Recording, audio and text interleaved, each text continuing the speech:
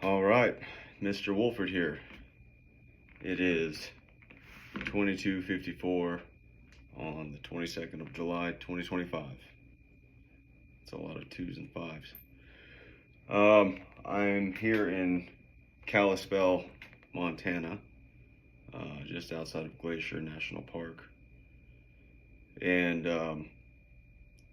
it's been a great adventure so far. So I think I'm up to 180 something subscribers, which is amazing. Every single one of you I've met along this journey. I keep saying that, but it's interesting to actually keep a somewhat of a tally as we go. I see the numbers grow, and it's just personal encounters I've had along the way. So it's very special to me, and thank you. I keep going back and forth on how I want to do this this content, right? I don't know exactly how I want to do it, but I know that I have a message that I want to share, and that this is the platform that I'm going to use to do it. So bear with me, and thank you for following along.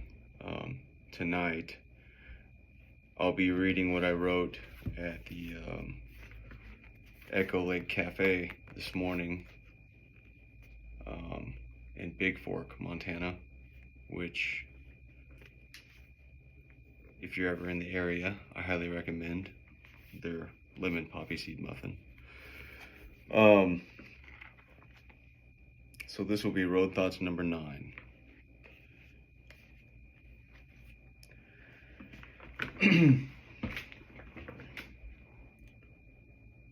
Where do I begin? It's been a week since Yolanda and I left Deadwood. So many profound moments and lessons, blessings from God. Deadwood was about as cool as a town, an old western town, could get. The view from Mount Moriah overlooking the town, with the Black Hills as the backdrop, is breathtaking. I met so many incredible people every step of the way. I kid you not, every conversation I've had has been meaningful, and I'm truly loving finding connection with every single human I'm encountering. I'm present, open, honest, passionate, and genuinely fascinated to meet new people. I see a bit of myself in them all. It has been truly the greatest blessing of all, and each person I've met has left an imprint on my heart. I will treasure these moments for the rest of my life. Life is nothing but fleeting moments, a state of constant decay. As my friend and mentor said to me recently, we are all dying right now, this moment. You just died a little bit. You're 1 second closer to your death. And people never think of it like that. We always think, not me. That's not going to happen to me. How profound on so many levels. I can go on and on about Micah Fink. I surmise it to this. The man is a visionary, and he walks the walk. Check out any or all of his podcasts. His mentorship and courage to walk into the unknown, to find a better way to live with the earth while simultaneously providing a space for veterans to heal their wounds is unparalleled. Period. And the best part is he truly had to walk the walk to make it all happen. Fascinating and exemplary. Thank you, Micah, for everything. Heroes and Horses is the real deal, folks. But back to what Micah said, we're all dying right this very second. You just got 1 second closer to your death. So what's the rush? Why worry about anything other than the very second you're living in? What's the point in that? The past is gone. The second or two it took you to read this sentence, poof, gonzo, not coming back. Nothing will ever change that. And moreover, as Mike also said, the future doesn't exist. It's fantasy, make-believe. Profound. I heard him say that last year, over a year, or just about a year ago. And it's still sinking in for me. So if the past is gone and the future is fantasy, why would we live in any other moment but the present? Yet I've spent so much of my life dwelling on the past or worrying about the future. I'd venture to say, and it's been my observation, that we all do that. My thought and realization on this journey is that our ego is trying to keep us safe. The ego hates to be still. It's the ego's biggest fear to set in complete and utter silence. Terrifying. This is why meditation is so important. Learn to observe thoughts without an emotional attachment. No matter how overwhelming the thought is, sit with it. Do nothing. Let it pass. Take note of how your emotional energy changes. Focus solely on your breathing. It takes practice, and the more you do it, the easier it gets. But if you can learn to quiet the mind, then you'll be able to quiet the ego. Remember, the ego is usually the loudest voice in your head. He or she desperately needs to be heard out of a place of fear for mere self-preservation. Its sole job is to keep you alive. Moreover, it's operating from a position of fear based on a lifetime of negative and positive experiences. And to add to that, ignoring and silencing your ego is one of the most counterintuitive things you can do. It's easy to confuse ego with intuition. They run hand in hand, stride for stride, until you identify which is which. My experience has been one of healing, which has opened my heart up to receive joy I've never knew existed, because my ego kept me in a place of fear. Once I truly honored the pain in my heart, soul, and body, I was able to see the world like I've never seen it before. I'm experiencing every moment in the moment for what it is, without expectations, period. And my personal experience has been that life is beautiful when you walk the earth in this way. This is the way, as Micah would say. It's not a magical flip of the switch. All of a sudden, I'm cured, happy, and whole. It's a constant, non-stop battling of the mind. The ego is clever, and the human mind is complex. Over time and with complacency, your ego will try to find subtle ways to cleverly sneak his or her 2 cents in. The next thing you know is you're operating from a space of fear, almost as if your body and mind go into autopilot or cruise control for life. You have to stay disciplined, diligent about checking in with your mind, body, and spirit to see and observe where you are. Once you've grounded yourself and quieted the mind, set your intentions for the day. Meditate on that. Work out every day. Somehow, some way, do it. Take cold showers every day. No exceptions. That part of your brain that just said cold showers daily, no way. That's your ego, by the way.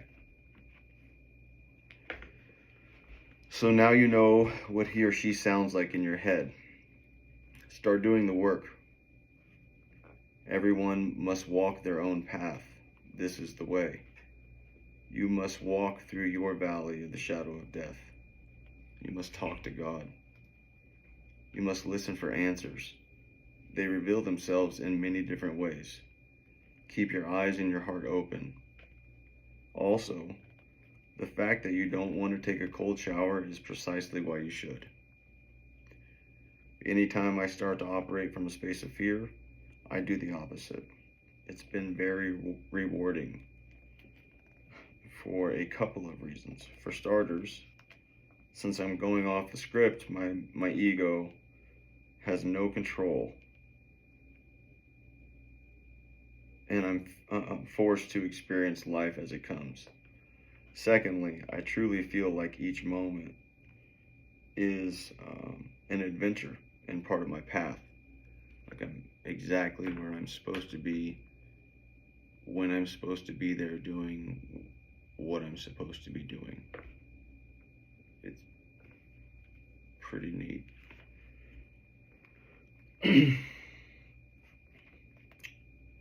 Each encounter I've had has validated that for me. This is where God wants me to be, and this is what He wants me to be doing right now in this very moment. My Creator is compelling me to articulate these thoughts. I'm sure there's a reason. Perhaps not. Either way, here I am, living life, and completely content without any expectation. I just ate my second lemon poppy seed muffin here at the Echo Lake Cafe in Big Fort, Montana, and I'm grateful to be alive another day. I'll continue to move through life this way and in this fashion. My observation is, in addition, showing up this way moment to moment has helped me process my grief. Now that I understand on the deepest and realest of levels that all moments, every single moment of my life has been fleeting, I no longer need to hold on to any one of them. They were not meant to be held on to.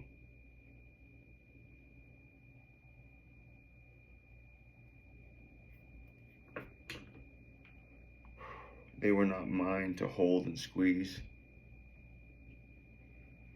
They were mine to experience and feel to the fullest extent imaginable in that moment. This is the human experience. This is my human experience. It is what I came here to do, to feel all of the love and all of the pain, all of the laughter and all of the heartache. Oh, to be human. So if I'm here to experience each moment, and each moment is mine and mine alone, and I no longer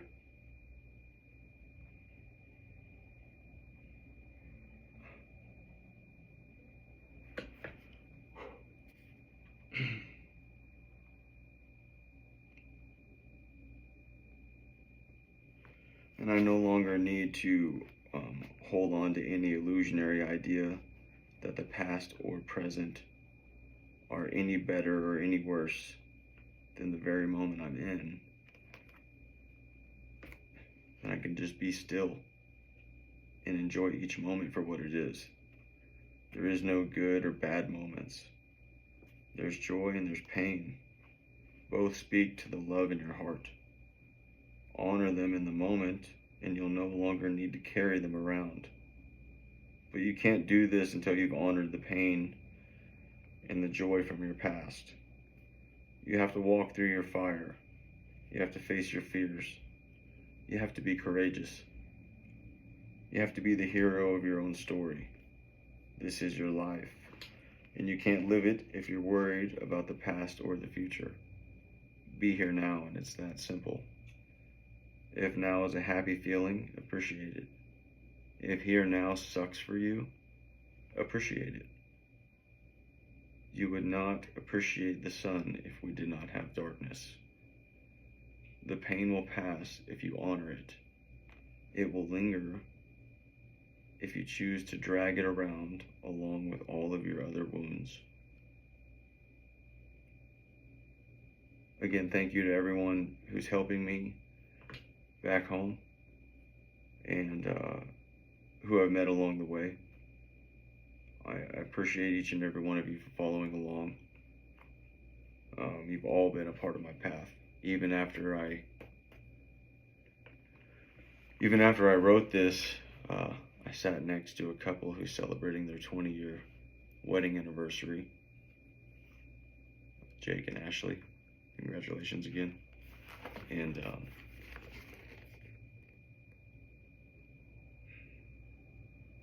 Jake and I talked about so much stuff that you just listened to. And it was straight from his heart and from mine. And he was a Christian man in his faith. and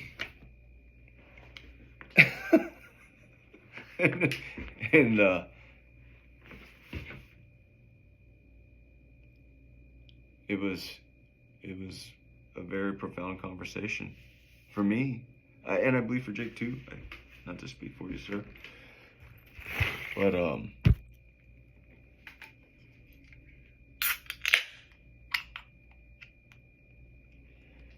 I just was sitting there, and I could have ignored it or acted like it wasn't part of the path, or that it was, just some coincidence that this gentleman sat next to me in that very moment. And, to think about the prior 24 hours of 48 or 96 or the last week, like every step that led to me getting to that chair this morning.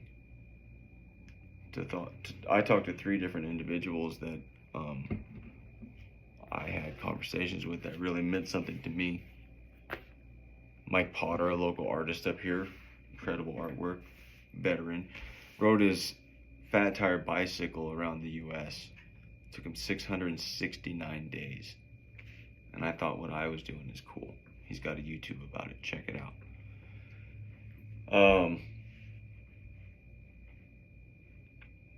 I guess my message is, weeks ago, a close friend of mine asked me how to deal with grief. And I feel like I'm trying to lay a foundation for how I've processed my grief. And I think that it's important.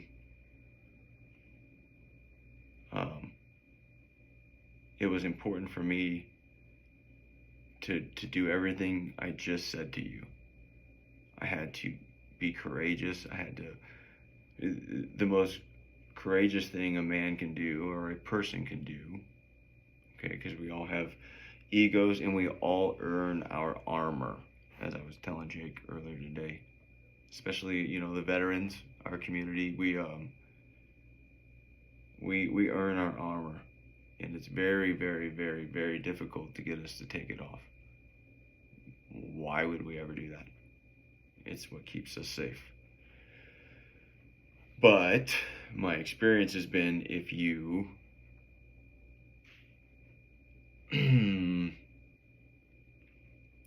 can open up, at least with a group of people that you trust, and if you can be vulnerable,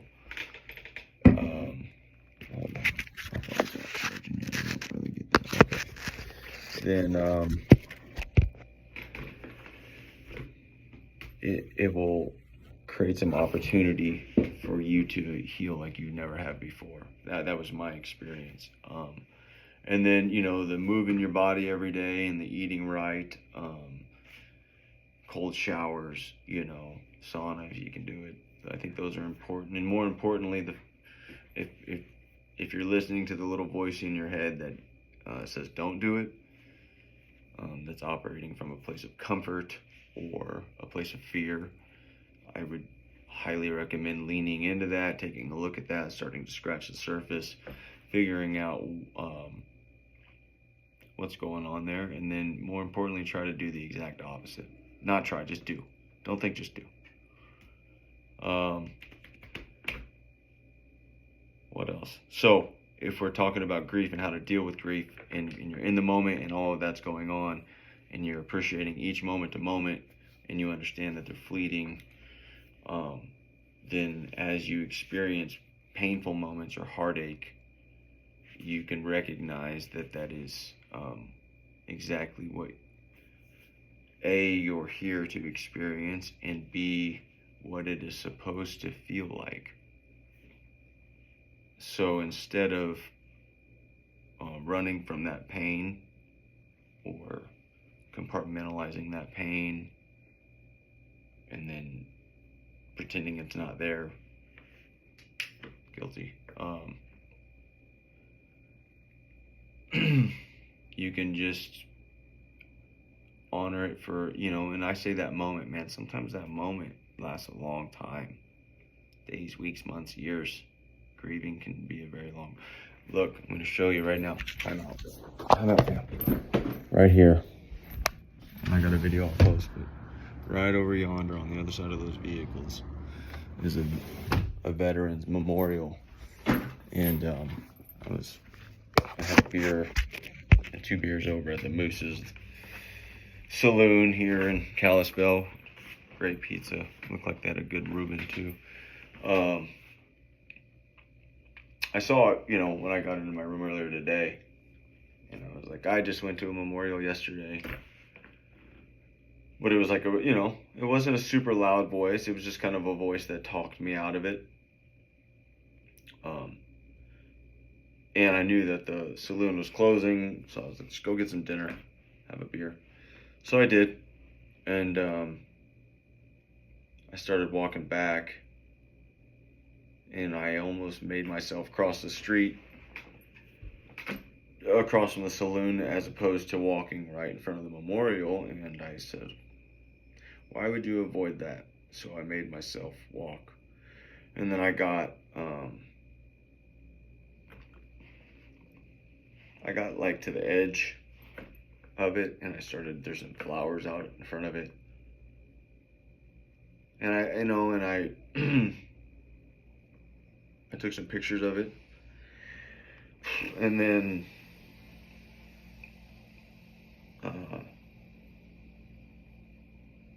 I couldn't even look at it.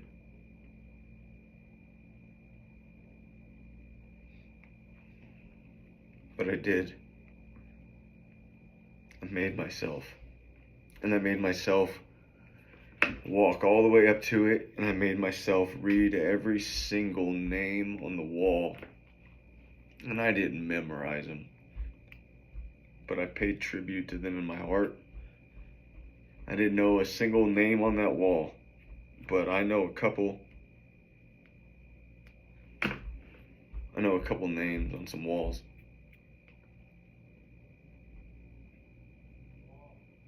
And I know that they left some people behind, and I know that everybody over there did too. So there I was on a knee in front of our flag, weeping. Yeah, and it's still alive in me right now, right this very second. But I think because I honored it so well, truly I did in my heart. I really just, whatever was in me, I let it go. I let the transmutation of my pain take physical form by way of tears. And it was, it hurt. Still does. So that's my point. Almost 20 years later, more than 20 since my mom died.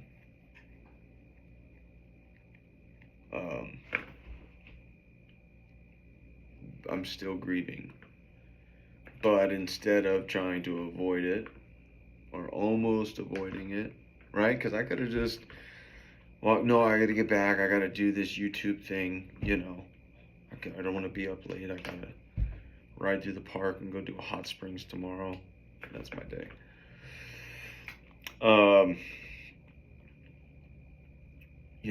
And I could have just avoided that whole emotional experience.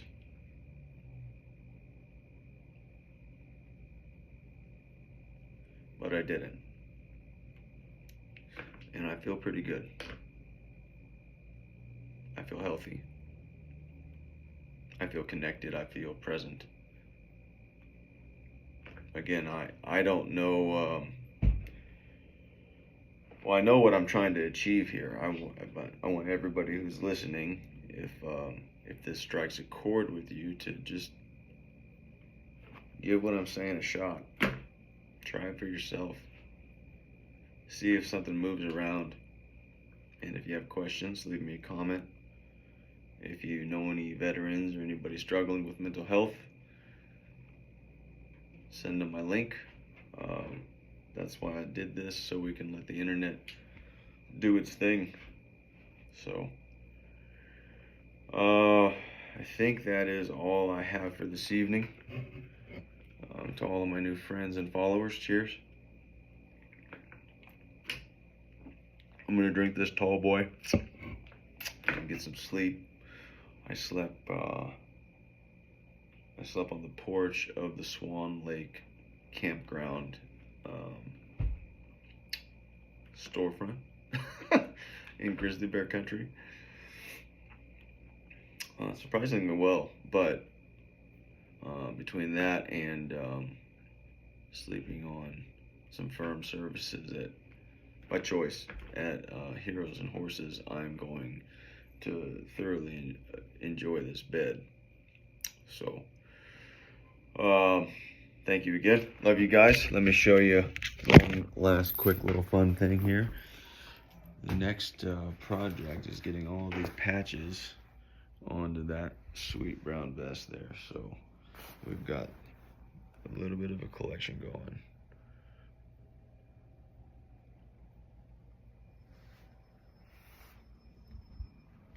All right.